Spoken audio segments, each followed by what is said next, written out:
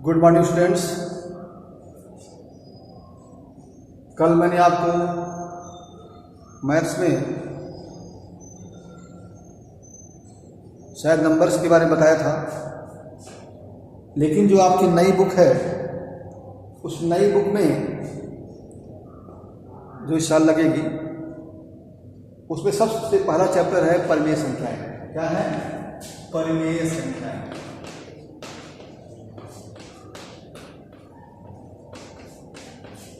जिसको इंग्लिश में क्या बोलते हैं? Rational numbers.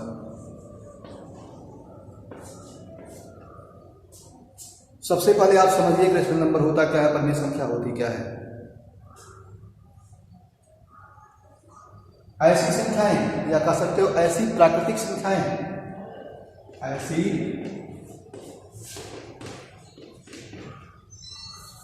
संख्याएं जिसे P/Q के रूप में लिखा जा सके,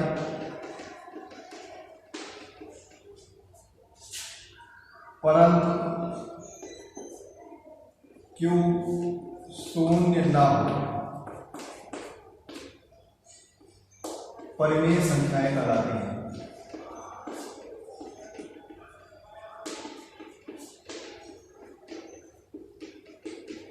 परिमेय संख्याएं कहलाती हैं।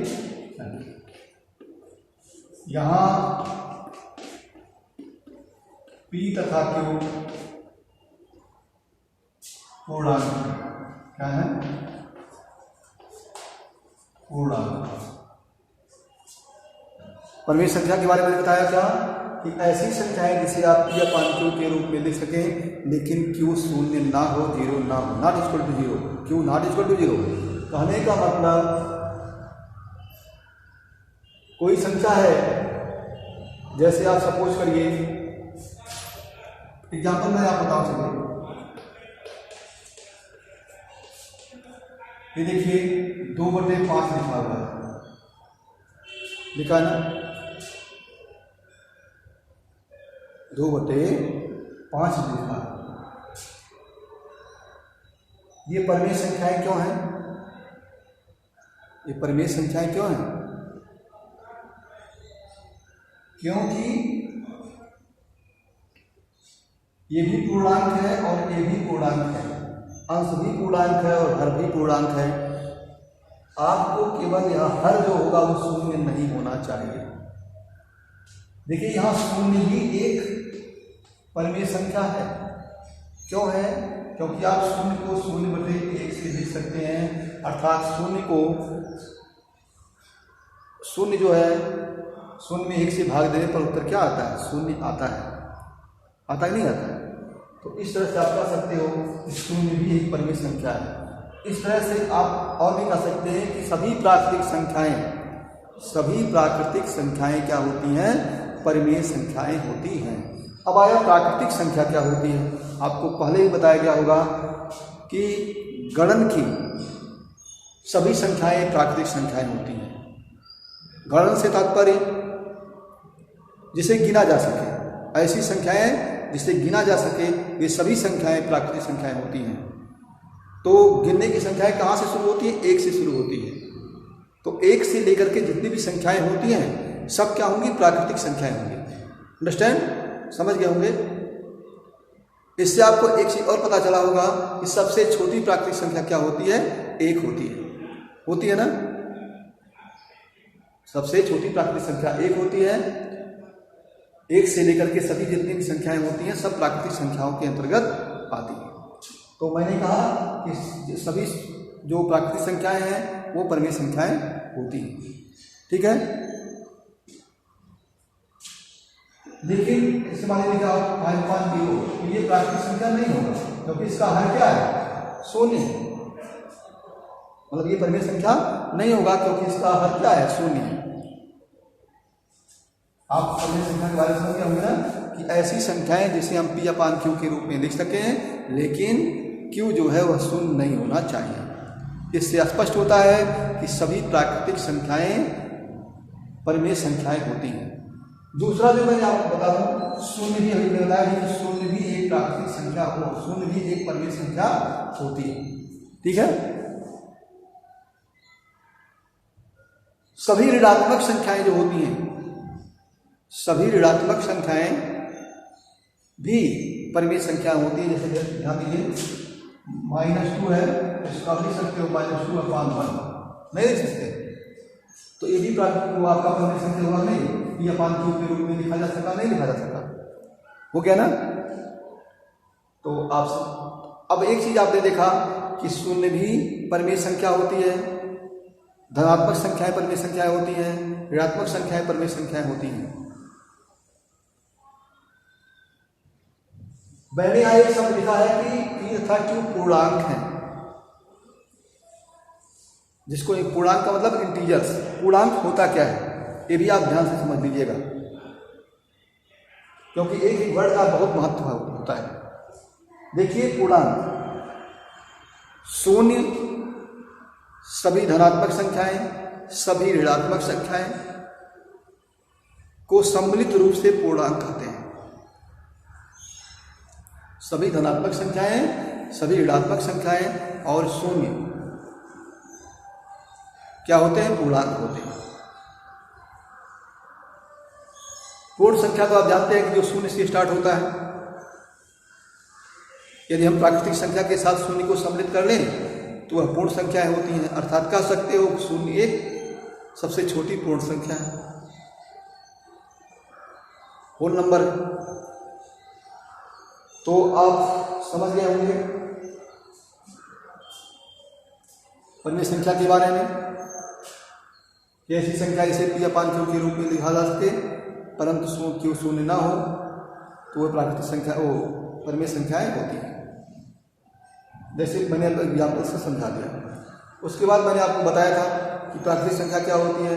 सभी गिनती की संख्या, गिने जा सकने वाली सभी संख्याएं प्राकृतिक संख्याएं होती हैं।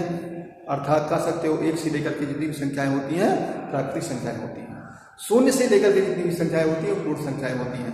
अर्थात कह सकते हो कि सभी प्राकृतिक संख्याएं पूर्ण संख्याएं होती हैं, लेकिन सभी पूर्ण संख्याएं प्राकृतिक संख्याएं नहीं होती हैं।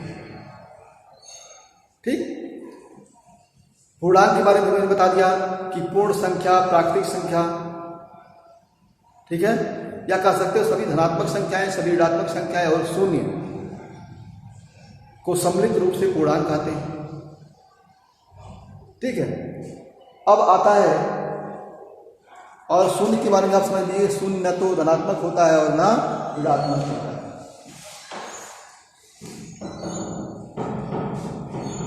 धनात्मक परिमेय संख्या, ऋणात्मक परिमेय संख्या भी आप जान लीजिए।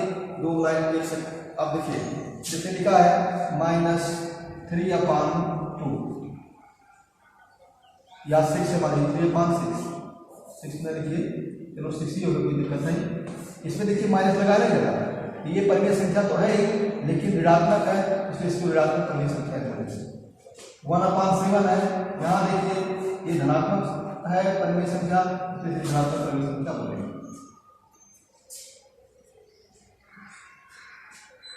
अब इसके कुछ गुणधर्म हैं, आप उसको भी समझ लो।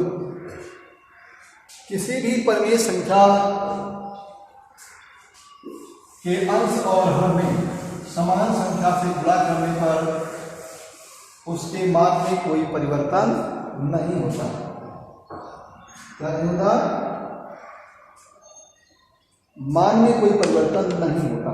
जैसे मान लीजिए एक परिमेय संख्या 1/5 है, यानी हम 1/5 में 2 से अंश और हर दोनों में गुणा कर दें तो 2/5 आएगा, 10 आएगा ना। 2/10 और 1/5 में कोई अंतर नहीं है। ये समतुल्य परिमेय संख्याएं हैं। क्या है? समतुल्य परिमेय संख्या है। आपको कभी कभी पूछता भी है कि इसके समतुल्य 5 परिमेय संख्याएं ज्ञात कीजिए, पूछता है। तो जैसे 1/5 के समतुल्य 5 परिमेय संख्या आपको ज्ञात करना है, तो आप क्या करेंगे? एक बार आप 2 से गुणा कर लो, ऊपर नीचे 2/10 एक संख्या मिल गई। ऐसे 1/5 में 3 से गुणा कर लो, ऊपर नीचे, तो 3 एकम 3, 5 एकम 15 हो गई, दूसरी समतुल्य परिमेय संख्या होगी। फिर 1/5 में आप 4 से गुणा कर दो,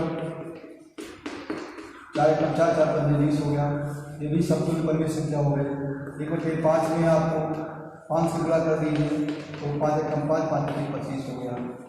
इस तरह से आप चाहे जितना भी समतुल्य परिमेय संख्या ज्ञात करना हो आप ज्ञात कर सकते हैं। ठीक है,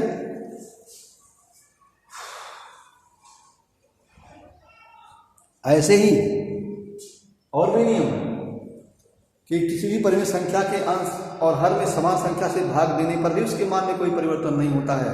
जैसे अभी देखो यही था ना 2/10 है, 2/10 में हम समान संख्या 2 से भाग दे दें तो 2 × 2 2 × 10, इसके और इसके मान में कोई अंतर नहीं है, समतुल्य परिमेय संख्या है। ठीक है, तो इस तरह से आप इसको आज समझेंगे। ठीक, फिर कल से एक्सरसाइज आपको पढ़ाया जाएगा। ठीक है, कोई भी दिक्कत होगी बार बार इसको रिपीट करके आप इस वीडियो को देखिएगा, बहुत अच्छे से समझ में आ जाएगा। Have a nice day.